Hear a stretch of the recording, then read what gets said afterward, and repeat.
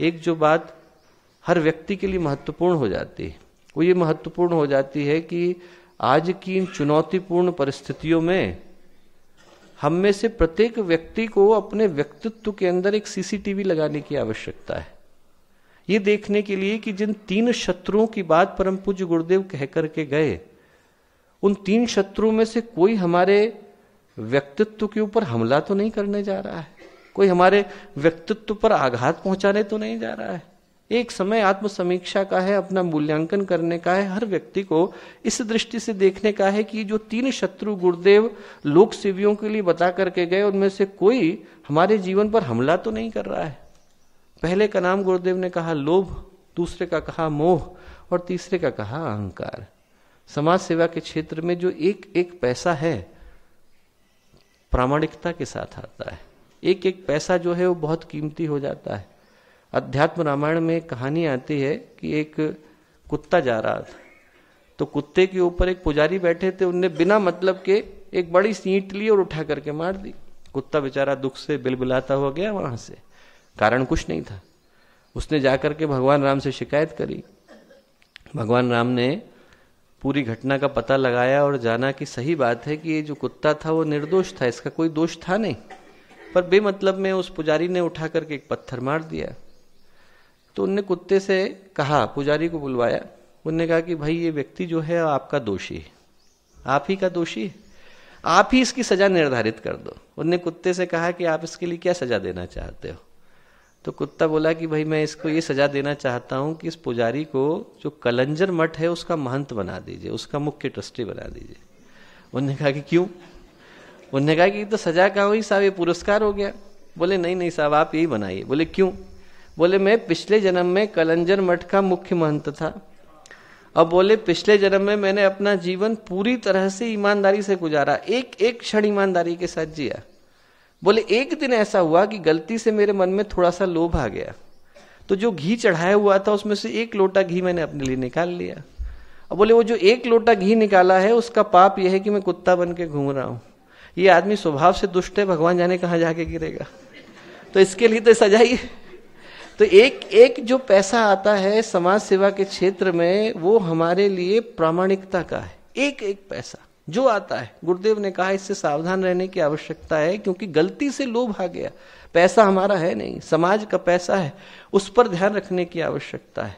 लोभ है, मोह है, इन दोनों से तो फिर भी आदमी व्यक्तिगत पतन का शिकार होता है, व्यक्तिगत दृष्टि से उसको समस्या आती है।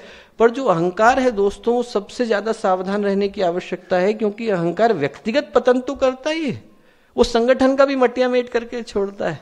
अहंकार की जो भाषा है वो मैं और मेरे की है, अहंकार को मेरे अलावा कोई दिखाई नहीं पड़ता। और जिसकी बुद्धि में ये आ गया कि मैं ही सब कुछ हूं, बाकी दूसरा कोई नहीं है, वो संगठन को बर्बाद करके छोड़ता है। दुनिया में जितने झगड़े हुए हैं, दुनिया में जितनी समस्याएं हुई, जितने टंटे हुए, उन सब के पीछे भी कोई कारण है तो किसी का अहंकार रहा है।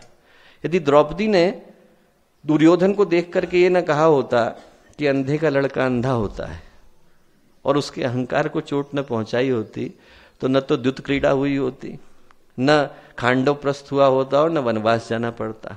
और वही दुर्योधन यदि अपनी जिद पर और अपने अहंकार पर नड़ा होता और ये न कहा होता कि सूच्यग्रम नैव दास्यामि विना युद्धेन कैशव, सुई की नोक के बराबर जमीन भी बिना लड़े नहीं दूंगा। बहुत सारे लोग समझा गए, भीष्म पितामह समझा गए, विदुर समझा गए, भगवान श्री कृष्ण समझाने को आए, बोले अरे भाई लड़ाई की कोई आवश्यकता नहीं है, भाई को भाई पर हथियार नहीं उठाना पड़ेगा, 5 गांव दे दो, 5 गांव में 5 भाई संतुष्ट रहेंगे, पूरा भारत रखो आप। नियमानुसार तो उनको पूरा देना था, वो मत दो, आधा देना था, वो मत दो, 5 गांव दे दो। दुर्योधन बोला सुई की नोक के बराबर जमीन नहीं दूंगा। जब ये बोला तो भगवान बोले याचना नहीं, अब रण होएगा। याचना नहीं, अब मांग लिया, 4 बार मांग लिया, याचना नहीं अब रण होगा, फिर कभी नहीं वैसा होगा। भाई पर भाई टूटेंगे, श्रृंगालबाज सुख लूटेंगे, आखिर तो भूषाई होगा, हिंसा का पर्दाई होगा। भगवान को कहना पड़ा कि भाई 4 बार मांग चुके हैं, अब तेरा अहंकार जो है वो तुझे गिरने को मजबूर कर रहा है, तो क्या करे। वो जो अहंकार था उसने महाभारत करा के छोड़ा। अहंकार रावण का था, विभीषण ने समझाया, कुंभकर्ण ने समझाया, पर अहंकार के कारण राम और रावण का युद्ध होकर के रहा। अहंकार हिरण्यकश्यप का यदि इंद्र ने न छेड़ा होता, हिरण्यकश्यप जब उनके भाई को वाराहावतार के रूप में भगवान विष्णु ने मारा, तो उसके बाद हिरण्यकश्यप के मन में वैराग्य आ गया, वो तपस्या करने के लिए चले गए। उन्होंने कहा कि भाई चले गए, मेरे को इस संसार से कोई लेना देना नहीं, तपस्या के लिए बैठ गए। पत्नी का नाम था कयाधु। कयाधु के पेट में प्रहलाद थे और 3 पुत्र और थे, ह्राद, अनुराध और संघ्राद। इंद्र के मन में अहंकार आ गया, इंद्र को लगा कि हिरण्याक्ष मारे गए हैं, हिरण्यकश्यप से चला गया है तपस्या करने के लिए। इंद्र ने कहा कि इसी समय में मैं 3 पुत्रों को मार दूं तो सब जगह पर एक छत्र राज्य हो जाएगा मेरा। जाकर के उन्हें 3 पुत्रों को मार दिया। पत्नी को भी मारने वाले थे तो देवर्षि नारद आ गए, बोले नारायण इसके पेट में है, मारोगे तो जिंदगी भर के लिए नरक जाना पड़ेगा। इंद्र ने अपने हाथ पीछे को रखे, पर जब हिरण्यकश्यप लौट करके आए और उनको ये बात पता चली तो उन्होंने सबसे पहले इंद्र को मारा। अहंकार, अहंकार, इंद्र के अहंकार ने उस युद्ध को कराया, रावण के अहंकार ने उस युद्ध को कराया, दुर्योधन के अहंकार ने उस युद्ध को कराया।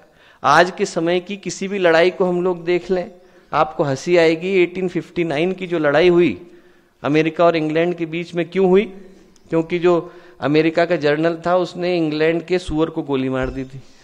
इंसान को नहीं मारी थी, सुअर को गोली मारी थी। और सुअर को गोली मारी तो अमेरिका वालों के ऊपर इंग्लैंड वालों ने चढ़ाई कर दी। आदमी का अहंकार चोटिल हो जाता है तो युद्ध छिड़ जाता है। 1925 का जो सेकेंड वर्ल्ड वॉर की पहली लड़ाई थी वो ग्रीस और बल्गेरिया के बीच में शुरू हुई। क्यों शुरू हुई? क्योंकि ग्रीस वालों का आवारा कुत्ता इधर से निकल करके उधर चला गया और बल्गेरिया वाले ने आवेरे कुत्ते गोली मार दी। अब आवारा कुत्ता है, आप गोली मारने की क्या आवश्यकता है?